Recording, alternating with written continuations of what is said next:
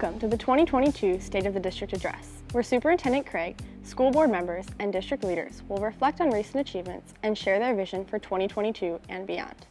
My name is Elizabeth Kuhn, and I am a senior at West Aurora High School. After graduation, I plan on studying mechanical engineering and continuing my athletic career at a four-year college or university.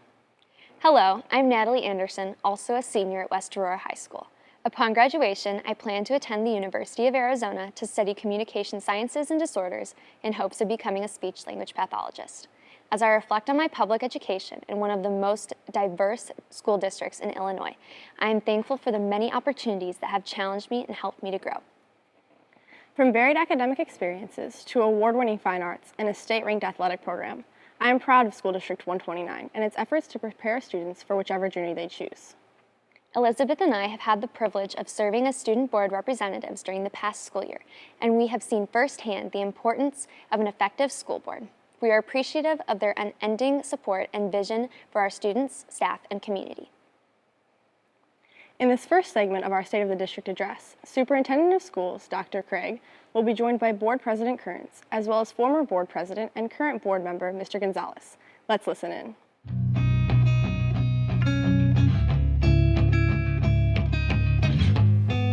Good afternoon, gentlemen, and thanks for joining us today for the State of the District Address. You know, as a means of introduction of both of you and a quick tutorial about our board governance, I want to take the time to introduce our current and former board presidents. So first, Mr. Rich Kearns is our current board president, and Mr. Bob Gonzalez was our board president through the spring of 2021. Yes. And both of you have served on our school board over several years, either as a board member or as a board leadership role. And I want to express, not only from my own perspective, but from our community, how much we appreciate your service. Because it is something, there's a lot of work that gets done behind the scenes, and your positions are critical for that. So for those that are watching this, I want to provide a brief description of our board governance and how that leadership role gets determined and kind of what the roles are. So board members are elected every 4 years, or for at least for 4-year terms, and there are 7 board members that serve our community. And they have one employee, that would be myself as a superintendent. And every 2 years, we have a reorganization meeting where the board leadership is determined, primarily the president and vice president of the board. And your experiences as board presidents, you guys are part of the process that helps determine the agenda items, and then you help facilitate the board processes. And as a whole, the board provides leadership in developing policies for the superintendent and his staff to execute and implement. So, Mr. Gonzalez, I'm going to turn to you first because I want to acknowledge the phase and environment that you led through. So you were board president coming in and prior to the pandemic.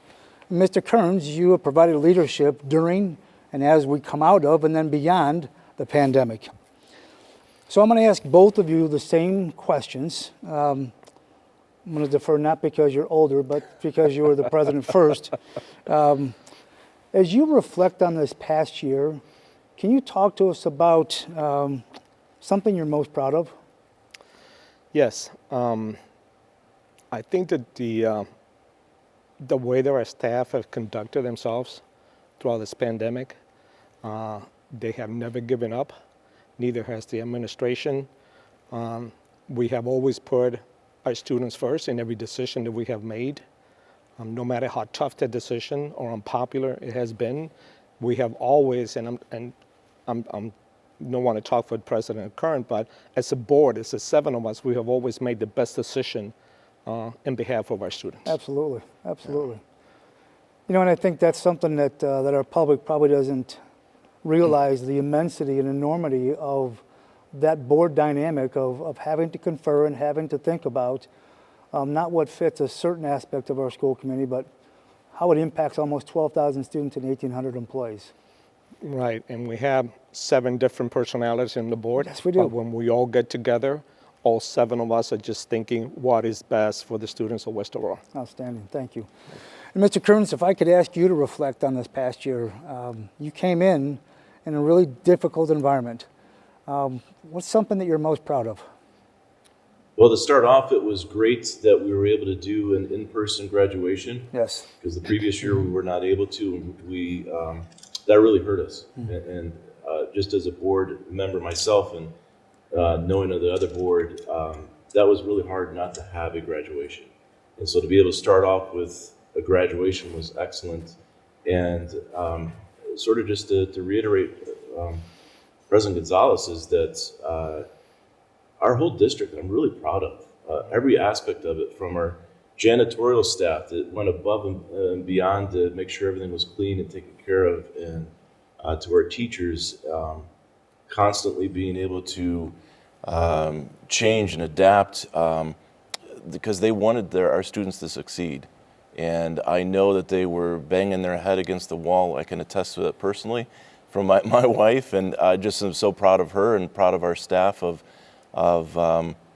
not giving up and just persevering and pushing through and coming up with ways to make it work. Same with our students and also our parents, alongside of our students, being able to step up and help them through that. And I appreciate you saying that, because there is a lot of pride. And yesterday marked our 2-year anniversary, not in probably a celebratory way, but certainly was a marking point when the schools were shut down by the governor back in 2020. And to think about what we've come through certainly is a great reflection. Now, if I could ask you, as we move towards the future, to lead us off, if you could look forward in anticipation, what are some things you're really excited for? It's a good question. Actually, there's quite a few. A couple of the major ones is the Wisner Center, being able to fill out the remaining 2 bays there, and in areas of great importance and need out there that I think will put our students leaps and bounds ahead of anyone else out there. Absolutely. With the advanced robotics to the trade skills, and not only give them a job, but give them a job that's well paying, I think is huge for our students to be able to have. Absolutely. The other one that I'm really excited about here coming this summer is our Ormond Sports Complex, and the revitalization of it, from the field to the track to the concession stands, just the appearance of it all around is going to be really exciting to see. And that as far as programs, I'm excited that we were able to do so many different programs to be able to help our students that really struggled through this pandemic, and coming on the end of it now and over it and moving forward, being able to approach them in multiple different ways to try to help catch them up, get them up to speed where they want to be, and to be able to graduate here. Some great projections, and you can feel your enthusiasm just talking about those things, and I hope people pick up on that, because there's a lot of great things happening here in our district, and a lot to be thankful and proud of, that's for sure. Yes. Mr. Gonzalez, Yes, sir. I'm going to ask you the same. If you were to look forward, and I know you've had a lengthy run here in our school district, what are some things that you're excited about for our future? I'm excited about getting back to normal, whatever the normal is going forward. I'm looking forward to going to more functions, seeing more students coming to the football games, graduations. The Fine Arts Festival is a wonderful example of the talent that we have here at West Aurora. I'm looking forward to seeing that. And I'm looking forward to keep working with the board and just seeing the resilience that our staff has shown through these difficult times. Absolutely. And you have a great perspective. You have had kids come through our school district, and now grandkids going through school district processes. So you have a perspective of the entire school offering. And so we appreciate your leadership through 2021, and passing the baton back to Mr. Kearns to take this leadership into the next stretch here. So we appreciate it. Thank you. I said it at the onset, and I want to reiterate, because you don't hear it enough, whether it's at our board meetings or in other types of communication. But I certainly want to extend my appreciation for your leadership, not only of the board, but for our district. Really, really do appreciate it, and you don't hear that enough, and you should. And I have told both of you before, and I will say this very clearly, to have a strong and supportive Board of Education makes all the difference in the world to be able to implement and execute a lot of our projects and a lot of our initiatives. So I commend you and I thank you and I appreciate your time and efforts.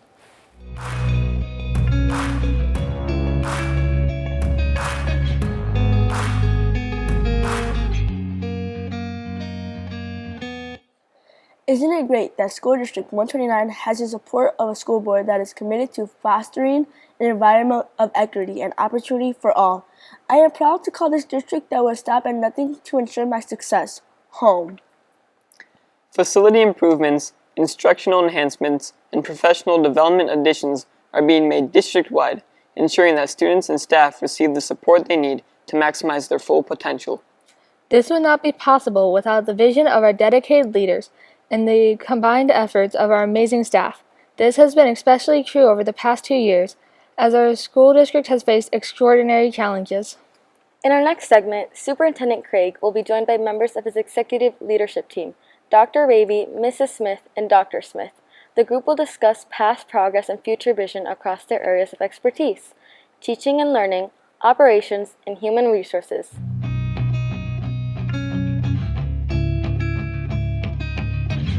You know, I very much subscribe to the team approach to provide leadership for our large organization. And in order to make sure that we get the right people at the table having the right conversations, we go through a meeting cadence that is broken down by teams. And today we're having an opportunity to talk to our executive leadership team. That's a team that I have the most frequent and most intense conversations with. So I'm going to introduce them in no particular order. And then we want to have a conversation with each of the three of them. So to my right, I have Dr. Brent Raby, is our Assistant Superintendent for Teaching and Learning. Ms. Angie Smith is our Assistant Superintendent for Operations and Finance. And then we have Dr. Michael Smith is our Assistant Superintendent for Human Resources. So I've had the great fortune back in 2014 to be able to hire my executive leadership team. Most superintendents don't get that opportunity. And so we are in the process of completing our 8th year together. And I certainly value all of your attributes, characteristics that you guys bring to our team dynamic. We're four very different people, and I think that helps make us work. Mm-hmm. And so I just want to say very personally and professionally how much I appreciate your great teammate perspectives. Thank you. So, you know, we've accomplished a lot over the past 8 years, and I'm really curious to hear your reflections of our recent past and then thinking into the future, what we're excited about. So, Dr. Smith, if I could ask you to start off, if you could reflect recently this past year, what are some of the things you've been most proud of? Sure. When I think about that question, and I guess I can't help but share the perspective I have in HR, we have 5 different unions that we lead, or that we work with, I should say, and then others that are non-represented. And something that struck me is throughout this whole process, we had to get information out correctly, but yet quickly. And we identified, and I know you built this structure, a process where we could meet, process, synthesize information. It was coming at us fast and furious, and it was set up in a way where our cadence hit the right people at the right time to where we could get information in the hands of people that needed it so we could keep moving forward. That doesn't happen by accident, so we represent a lot of people who did a lot of good things in terms of communicating with one another, and really it speaks to the trust that our community has in you, our board, and how we chose to handle this past year. So that's definitely something I'm proud of. Absolutely, and I think, you know, as a group dynamic, we've created that trust as well because consistently we followed that same cadence. And just for those folks that are watching, when you talk about those 5 unions, they cover almost 1,800 employees. Correct. So it's not like we're nickel and dime with 25 or 30 people. Right. There's a lot of folks involved. And to your point, those leaders represent unions in and of themselves. Absolutely. And they have communication cadences. So again, knowing that we could send something out and trust our leaders to do what they do best, which is lead their people, helped us take those steps forward. Great so points. Definitely proud of that. Great points. So Ms. Smith, I'm going to turn to you. Sure. If you can talk about our past year and some things you're proud of. Well, I think I've used this metaphor before, but I'm proud of the fact that we were basically the piñata that didn't break. Whether it was changing actual health conditions, whether it was changing mandates, whether it was trying to navigate through, different community perspectives, everything was coming at everybody from every angle. And I think we worked really hard to just make sure that we were the piñata that didn't break, because we couldn't afford to break. Great analogy. Because unlike candy, what came out wouldn't have probably been as great. But I think we kept taking hits. How many times we've talked about how many different times just in a week the guidance might change, and all of those were a hit. But I think we were fortunate that as a team and as a district, we built a solid enough, for lack of a better word, shell. And I think part of it goes back to communication that Mike talked about, that we didn't crack, we didn't break under pressure. So that's what I'm really proud of. And I want to just kind of probe a little deeper, because I think one of the important pieces of not only the meeting cadence, but I think every one of us, not only the four of us, but the folks that we work with day in and day out, we all played our roles. Absolutely. And I think that was an important aspect. Talk a little bit about, so you cover operations and finance. Talk a little bit about some of those people that you kind of delegate to. Sure. I think whether it was, our bus drivers, our custodians, making sure that, for example, with our custodians, conditions were changing and there was a lot of pressure put on them, and letting them know that we had their back. We had some groups that when we were remote, we didn't see on a daily basis. And so trying to make sure that we stayed in contact with them so that when we did come back, they didn't feel like they were out of the loop.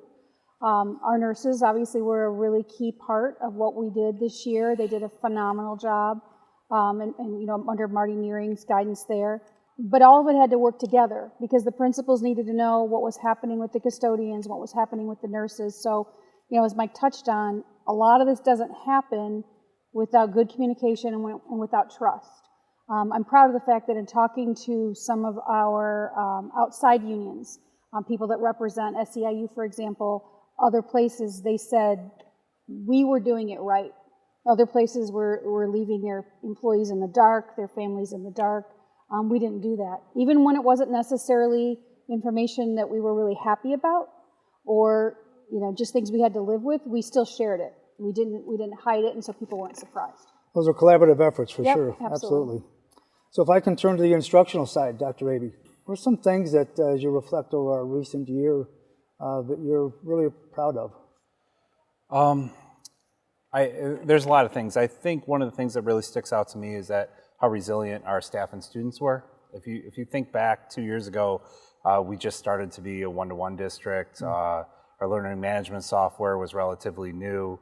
We threw a lot at a lot of people really fast, and I think our staff really demonstrated why they come to work every day, that they're here for kids and they're here for how we want to engage them in the classroom. So, I go back to even opening day when we were welcoming kids back to our building, just how excited staff was to have kids back in person full time, and that they stayed committed to that all year, even though it could have been really easy for us to throw up our hands and be like, this just isn't working. But they really showed a lot of patience. I think our parents showed a lot of patience for us. Absolutely. And our kids have really, even though they might have been a little out of practice with everyday learning, they've really they've risen to the occasion, and they are catching up on some things that they may have been falling a little bit behind on. So I know that there was a balance that you were trying to achieve in how do we advance our curriculum, how do we advance the instructional practices, based with how do we rebuild that excitement of coming back to the classroom. So talk a little bit about those efforts, if you would. Yeah, I think, we started the beginning of the year really talking with our staff members about what type of culture we're trying to build within the classroom, and focusing it on curiosity, complexity, and joy.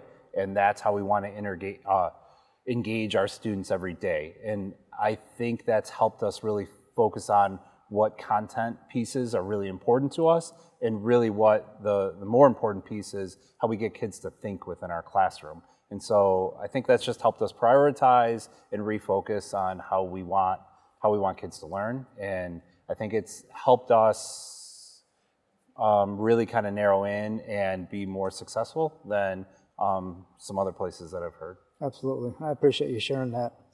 So, Angie, I'm going to pick on you as we go to our second one. I'll have you lead us off.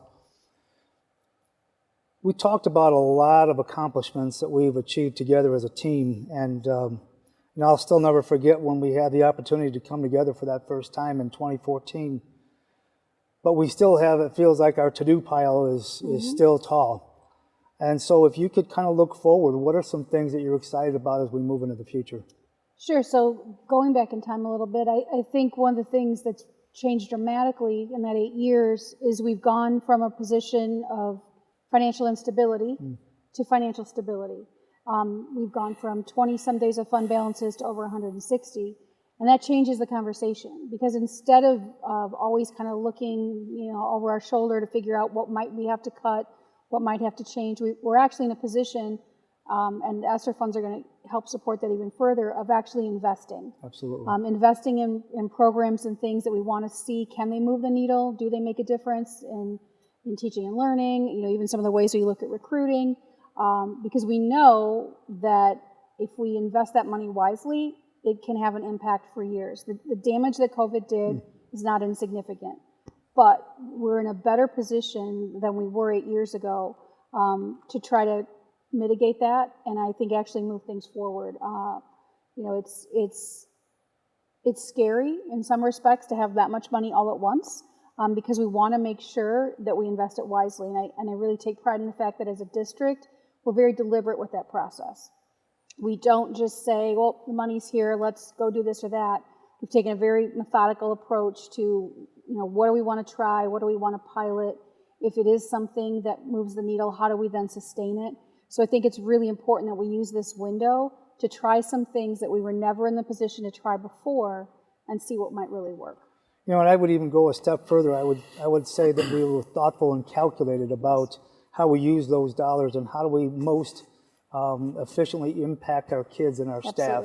So talk a little bit about, you talked about our change in fund balances, but there are some other things that we've done from an efficiency standpoint, whether it's capital projects or even some of our systems and programs that I'm sure our other two gentlemen will talk about. Sure. I think we've really tried to look at things to figure out how do they set us up for the long run. So whether it's, we have multiple buildings with geothermal, we have multiple buildings now with solar, even just in how we finance things, we've tried to figure out how do we use this money to our advantage? What are things we can put together and maybe bid all at once? We've tried really hard to not waste money and spend it. Most of us we're taxpayers, and we want to spend that money the way we'd spend our own money. And so we've really looked at it as, is this a wise investment?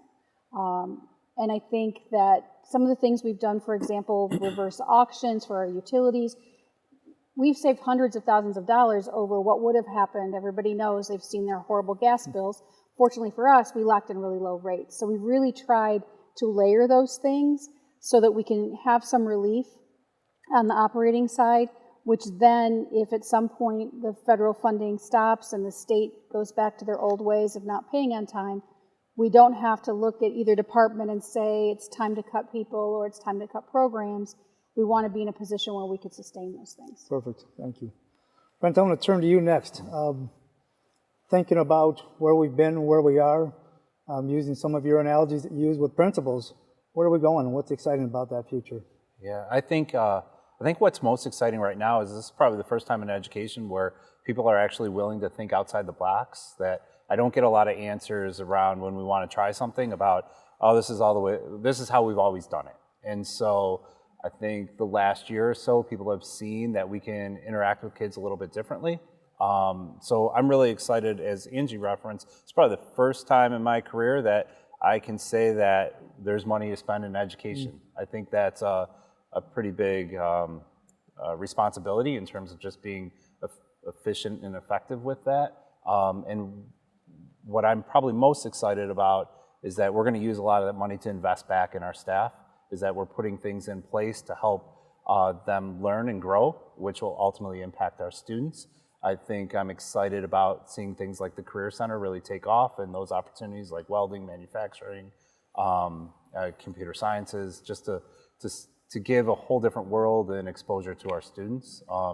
And I think ultimately, I think we just have a really open-minded staff who are having conversations around what our high school and middle school days should look like. Our elementary staff is still learning how we want to do literacy and math within our district, and we're finding ways to support that with money that typically wouldn't be there, and we'd ask people to kind of learn on the job. Absolutely. And so now we have people to support that and support those initiatives. Can I ask you to just kind of detail a few of the programs that we have in place to support our staff and students, and that it's kind of a pilot for coming up here? So one of the things when I talked about supporting staff, we're putting a lot of what we call instructional residence in place, where they get to spend, we've removed them from their typical classroom responsibilities. They do still teach small groups of students, but for the most part, they are there to provide support for our teachers and to learn more in-depth strategies around math and literacy or just overall instruction. And they go in and they do modeling, they work with teachers, they run a lot of our professional development offerings. So having that level of support at a classroom in a building, we just haven't had before. And when you talk about 1,000 teachers, that's a lot of people to move and to get on the same page. And so now having that additional layer is going to really help us move forward. Some of the positive pieces coming out of a pandemic. Yeah, that's right. Absolutely. Michael, I'm going to ask you to kind of round us off here as we head towards the finish here. If I could ask you to reflect, and this is just a unique way to have a conversation, just knowing that where we've been as a group. Sure. But if you can kind of project a little bit forward, some things that you're excited about in our near future. Sure. Quite honestly, it's hard to articulate what I'm saying or what I'm thinking, but from my lens and what I see, oftentimes they don't call HR when it's rainbows and sunshine. But at the same time, what I will tell you is over the past 2 years, we've celebrated life through pregnancies, family adoption, but we've also sent thoughts and prayers as people have experienced loss. But at the same time, the reason why I bring up both of those instances is as we process that through our department, what we often see is this is how long I have to be gone, but this is when I'm coming back. Yeah. And I say that to honor our staff, and that's what I'm excited about. I'm excited to see how we're going to care for each other and for our students, and that's already begun as we're taking steps into the spring, as we look to kind of unpeel some of the reality of what we've gone through. And the fact that we're excited not to be all the way out, but moving in the right direction for sure. But that's what I'm excited about, how we will learn to care for each other, both as leaders. I can't say anyone can go through what we've gone through and say I wasn't affected, but at the same time, we celebrate the fact that we're here, and I hear those stories. And I celebrate those that are willing to still answer the call every day, because this is not easy work. Our name at times gets dragged through the mud, but that's okay because we're not here for ourselves. We're here for the students, and I see that demonstrated and modeled by those who step on the front lines every day in our schools. I see it in the back of the house, as Angie talks about, with different people who people will never see what they do, but without them, we wouldn't be able to accomplish and get as far as we have. So that's what I'm excited about. You know, and it kind of reminds me that when you talk about those life experiences, it puts the old adage of putting the human in human resources, and know that we're not automatons, that we're not robotic, and certainly try to attend to the various human needs. If you could talk a little bit about how you transcend, and I know that our leadership throughout the buildings and throughout the district appreciate your balanced and consistent approach to whether it's delivering a really tough message or to be compassionate and to hear about some of those life stories. How do you approach those from a mindset to be able to provide an even approach to those folks?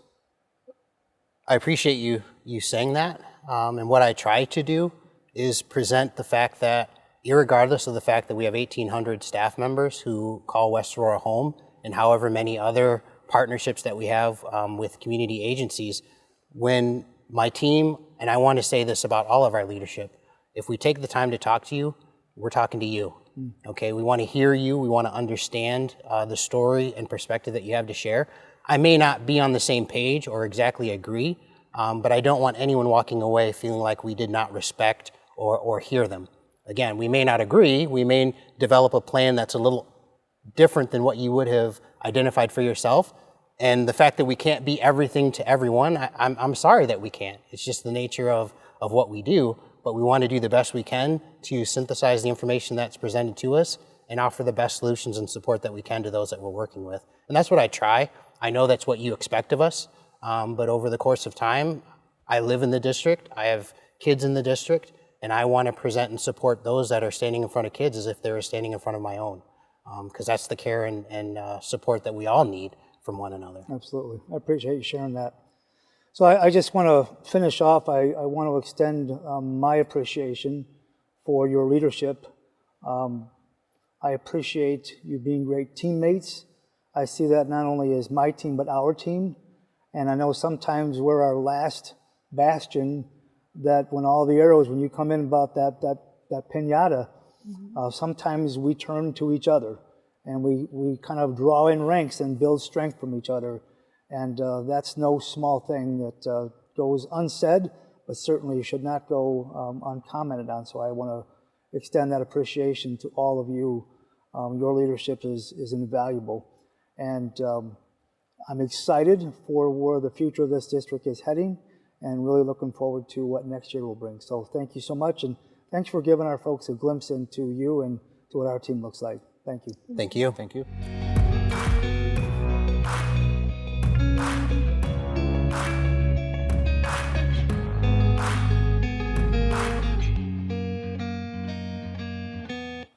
Isn't it exciting to think of all the enhancements that will be taking place in this coming year?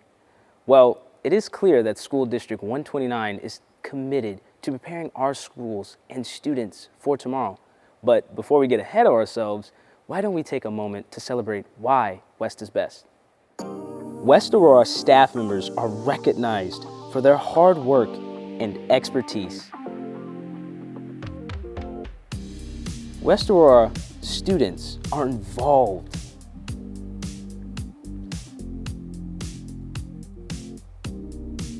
West Aurora has academically strong students who are honored for their hard work. West Aurora has highly competitive clubs.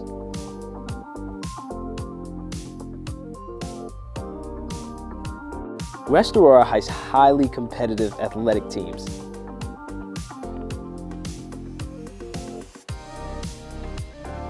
And West Aurora is known for having a strong fine arts department. West Aurora's students and staff are community-minded, having recently supported local organizations. West Aurora seniors are high-achieving. I first want to thank everyone who has worked on this project, beginning with Ana Gonzalez, our Director of Community Affairs, and her vision for this. You know, it takes a lot of collaborative efforts to pull this together, and we certainly do appreciate it. I want to acknowledge the challenges of this past year, briefly. I'm extremely proud of our entire West Aurora school community for their resilience, pride, and support. Without you, none of this is possible. Moving forward, I'm looking forward to completing the many projects in front of us. Some of that involves the implementation of new curricular opportunities. Some of it is completion of our exciting capital projects, and some of it is seeing our new staff and administration working with our kids to help them move forward. And I'm excited about our equity-minded processes that are also moving forward. We have excellent resources, a supportive community, and outstanding opportunities for our students and staff. There is not a better place to grow and raise kids and to provide the opportunity for them to learn the skills to do anything they desire in any field. We are unlike any other school district. Roll on.